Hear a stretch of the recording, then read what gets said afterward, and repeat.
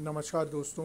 आज मैं आप लोगों को एक ऐसी सच्चाई से रूबरू कराना चाहता हूँ जिसको सुनकर आपके रोंगटे खड़े हो जाएंगे। इस वीडियो में आप जैसे देख पा रहे हो कि गाय को एक समाज सेवी पानी पिला रहा है। ये गांव के कुछ वॉलंटियर लोग हैं जो इस गाय को पानी पिला रहे हैं। गाय हमारी माता है, ये हम सब जानते हैं, और सरकार ने बहुत सारी ऐसी व्यवस्थाएं बना रखी हैं जो कि गाय सेवा के लिए होनी चाहिए।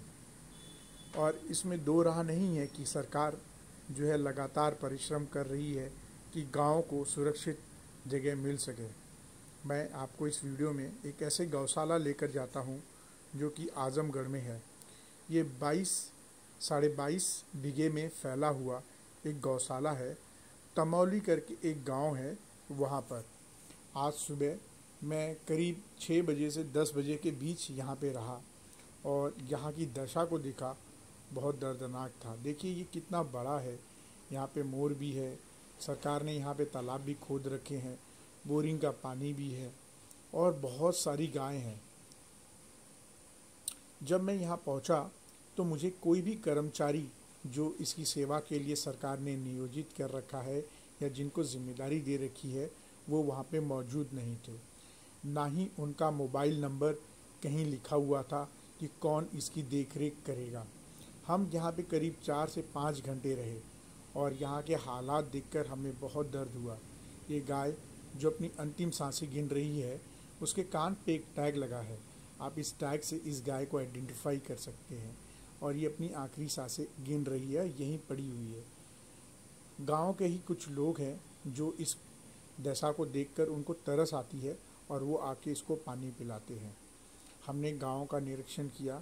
ऊपर शेड लगा हुआ है, गाय वहाँ पे चारा खा रही है, गोबर पड़े हुए हैं, पेशाब जो उनका टॉयलेट होता है उसका निकलने की निकासी है लेकिन उसकी सफाई नहीं है। वहाँ पे काफ़ी गंदगी हो रखी है। जैसा आप जानते हैं कि गाय भी एक भावना संबंधित जानवर है जिसके अंदर इमोशन है, भावनाएं हैं। तो जब मैं यहाँ पे विज़िट किया तो इन गाँव की हालत बहुत दयनीय है। देखिए इनकी हड्डी तक नज़र आ रही है और खाने के लिए इनके पास चारा नहीं है, ना ही यहाँ पे साफ़ सफाई है। जो गाय गिरी है वो गिरी ही रह जा रही हैं। मैं थोड़ी देर और यहाँ पे रहा और लोगों से बातचीत किया कि कितने लोग यहाँ पे हैं। तो बताया गया कि यहाँ पे 9 कर्मचारी हैं। देखिए अब मैं थोड़ा और आगे जब बढ़ा तो मैंने पाया एक और गाय नीचे गिरी हुई थी। यह गाय भी अपनी आखिरी सांसें गिन रही है और कई दिनों से यहाँ ऐसे ही पड़ी हुई है और ये अपनी आखिरी सांसें गिन रही है। मैंने कोशिश किया कि शायद इसके कान का टैग एक और मिल सके। तो जब मैंने इसका टैग देखा तो मुझे बहुत दुख हुआ कि इस गाय को भी ऐसे ही मरते हुए छोड़ गए।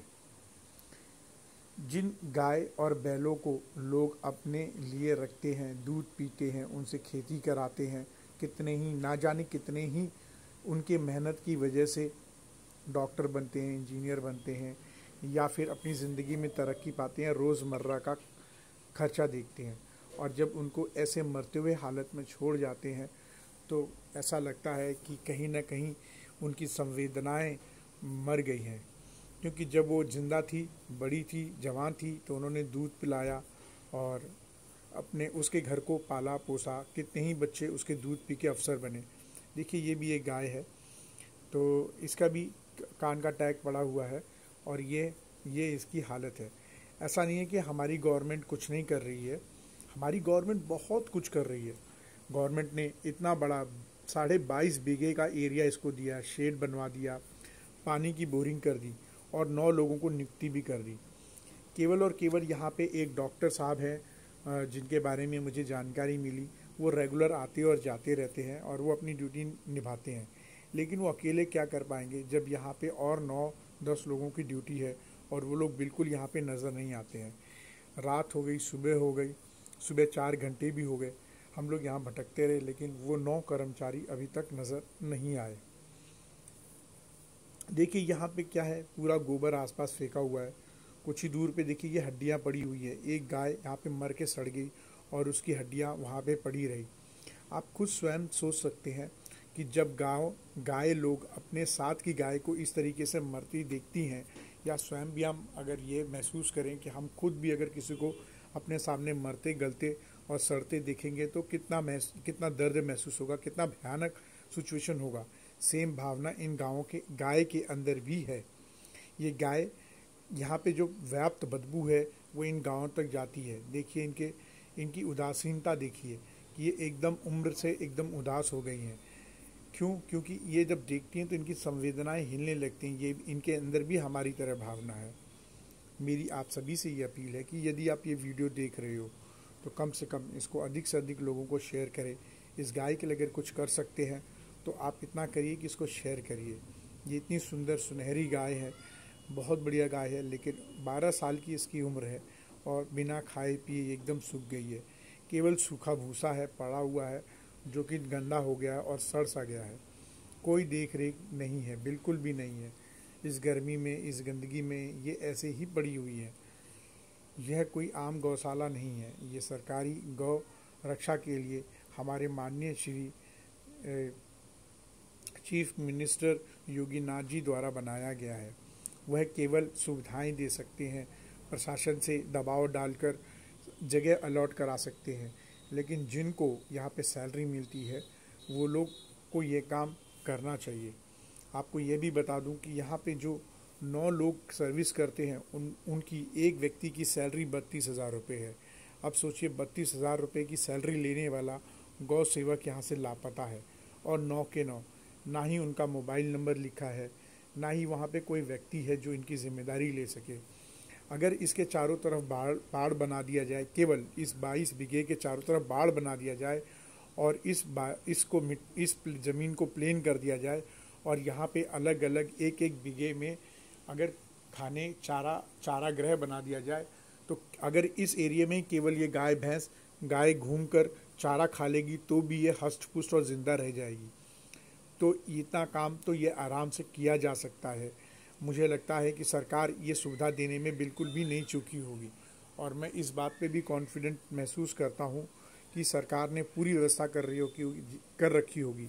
जिस तरीके से उन्होंने 9 लोगों को नौकरी दे रखी है तो उनको इस काम के लिए भी कोई ना कोई मदद ज़रूर करती होगी, लेकिन वह अपने इस जिम्मेदारी से भाग रहे हैं। क्या प्रशासन इसके लिए कुछ कर सकता है? क्या आप लोग कुछ कर सकते हो? क्या आपकी संवेदना इनको देख कर नहीं दर्दनाक दुख नहीं होता है कि ये देखिए, ये बैल जिसने कितने ही अधिकारी बनाए होंगे, कितने ही लोगों की ज़िंदगी के रास्ते आसान किए होंगे, लेकिन ये बेचारा अंतिम वक्त में अकेला मैं असहाय पड़ा है, और जिन्होंने इनको इनके हवाले कर दिया है उन्होंने इनको मरते हुए छोड़ दिया है। जब मैंने ये जानकारी ली कि भैया आप क्यों पानी पिला रहे हो, क्या आपको इसकी सेवा के बदले कुछ मिलता है, तो गांव वाले और समाज के कुछ लोग जो समाज सेवी हैं, जैसे प्रयास संस्था है, वो लोग यहाँ पे अपनी मानव संवेदनाओं को समझते हुए इन गाँवों की सेवा करने पहुँच जाते हैं। यह जो पानी पिला रहे हैं ये गांव के अपने वॉलंटियर लोग हैं जो अपने आप आके इसको सेवा दे रहे हैं। तो मेरा सवाल सरकार से पुनः यही है, उन लोगों से है कि जब आप सैलरी लेके काम नहीं कर रहे तो उस सैलरी से तुम्हारे घर को कैसे मदद मिलेगी? आप उस सैलरी से कैसे तरक्की पाओगे जब आप अपने काम से ही चोरी करके भाग रहे हो? ये जो व्यक्ति पानी पिला रहा है ये स्वयं सेवी है। यह गांव में ये मरता हुआ इन गाँव को नहीं देख सकता, इसलिए स्वयं आके वो पानी पिलाता है और इनकी सेवा करता है। यही नहीं, प्रयास संस्था कोशिश करती है कि वह हफ्ते में 1 या 2 दिन केला, हरी सब्जी कहीं से भी लाके इनको खिलाती है। तो अगर यह समाज के लोग आके कर रहे हैं तो जिनको तनख्वाह मिल रही है वो क्यों नहीं कर रहे हैं? क्या केवल अकेले डॉक्टर साहब जिनकी जिम्मेदारी दी गई है वही कोशिश करेंगे? उन्होंने भी बहुत कोशिश की लेकिन वह असफल रहे, क्योंकि जिनको ये नौकरी मिली है, जिनको ये काम दिया गया है, वही अपने इस काम से भाग रहे हैं। आप देखिए इस क्षेत्र में कितना बड़ा ये 22 बीघे में बना हुआ गौशाला है, और बस एक ही कमी है कि यहाँ पे बाउंड्री नहीं है।